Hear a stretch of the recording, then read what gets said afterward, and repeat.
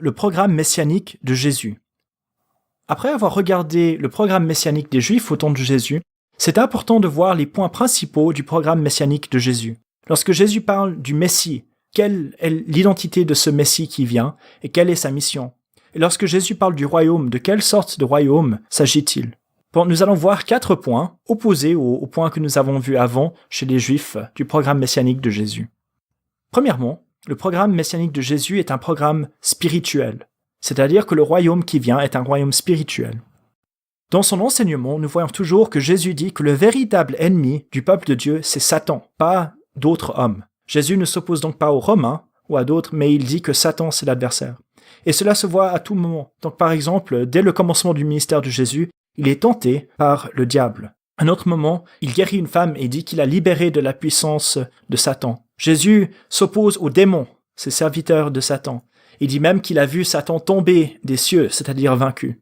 Et pour Dieu, le véritable combat n'est pas politique ni militaire, mais vraiment spirituel, pour libérer les hommes et les femmes de la puissance de Satan. Christ ne s'oppose donc pas à l'occupant étranger, comme les Romains. Il refuse, par exemple, de s'opposer à l'impôt romain, comme le faisaient beaucoup des faux messies qui venaient. Et Jésus va même refuser de juger sur les questions de droit civil, comme les héritages. Et donc Jésus remet à ces questions politiques, ces questions civiles, qui auraient concerné le Messie dans la pensée des Juifs, à quelqu'un d'autre. Il dit « ça, c'est pas ma priorité ».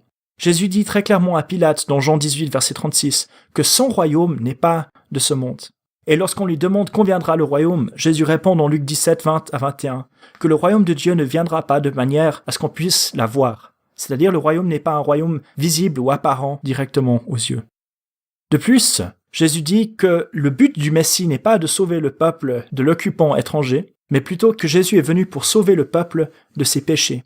Et dès le début des évangiles, il y a cette proclamation, le Messie va sauver le peuple des péchés. Lorsque l'ange parle à Joseph, il dit, c'est lui qui sauvera Israël de ses péchés. Dans Jean, chapitre 1, verset 29, Jean-Baptiste dit, voici l'agneau de Dieu qui ôte les péchés du monde.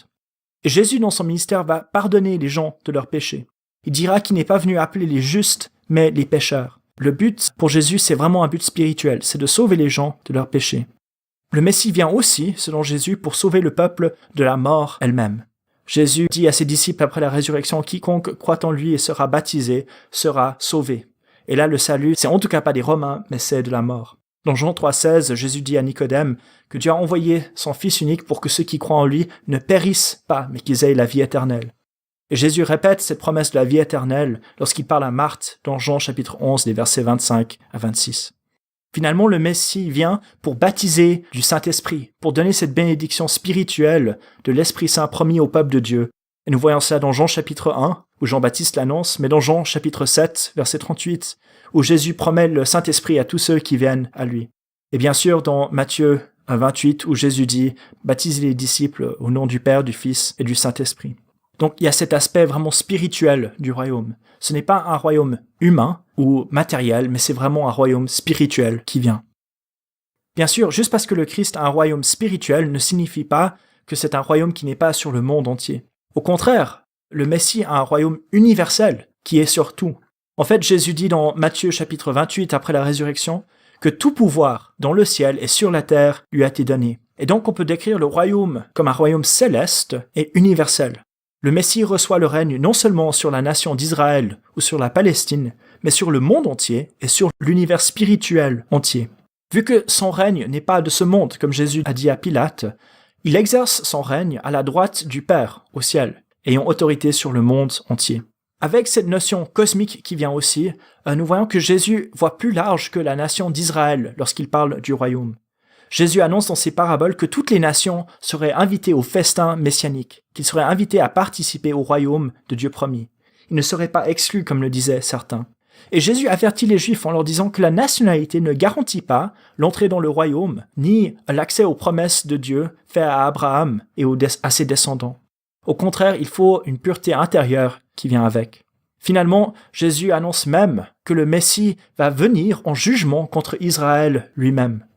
Et donc, s'il y a ce côté céleste, il y a ce côté universel du royaume, que tous pourraient y participer, il y a aussi un avertissement contre les enfants élus du royaume, les Israélites, en leur disant que le Messie allait juger son propre peuple pour leur infidélité. Bon, troisièmement, le programme messianique de Jésus est christocentrique. C'est-à-dire, plutôt que d'être centrée sur la loi de Moïse, elle est centrée sur la personne de Christ lui-même. Le cœur du royaume de Dieu, c'est le Messie. Le Messie n'est pas un moyen pour avoir le royaume, c'est lui le cœur, le point le plus important du royaume. Le Messie n'est pas un simple homme, descendant de David. Il est descendant de David, mais il est aussi Dieu qui s'est fait homme pour vivre parmi nous. Et dans le royaume qui vient, qui est christocentrique, centré sur Christ, il y a une nouvelle alliance qui remplace l'alliance mosaïque, une alliance scellée par le sang du Messie qui s'est sacrifié.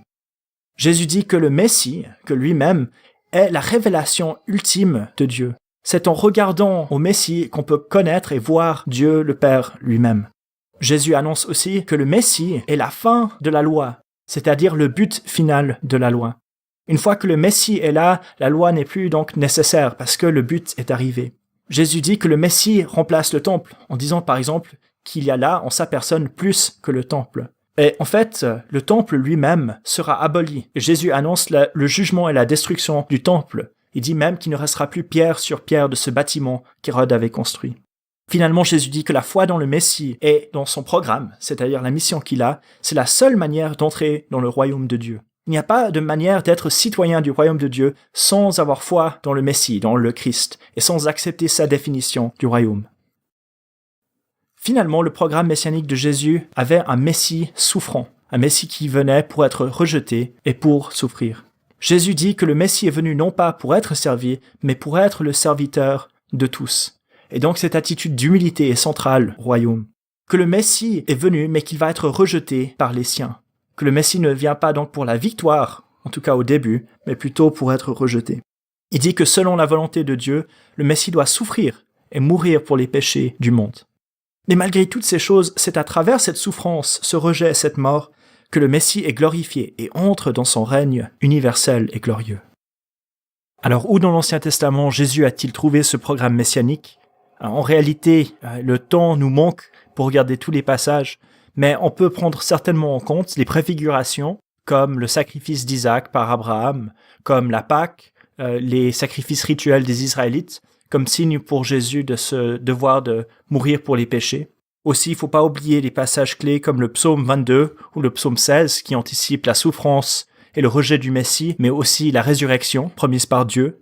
Et puis, Ésaïe chapitre 53, le texte sur le serviteur souffrant qui porte les péchés du peuple, qui meurt, qui est châtié pour les péchés du peuple, mais que Dieu va relever aussi et donner gloire. Ça, c'est des textes fondamentaux de l'Ancien Testament qui nous permettent de comprendre le projet messianique de Jésus. Et sans doute, Jésus a puisé dans ces textes-là, en plus des textes de promesses à David et à Israël, pour comprendre pleinement le sens du royaume promis par Dieu.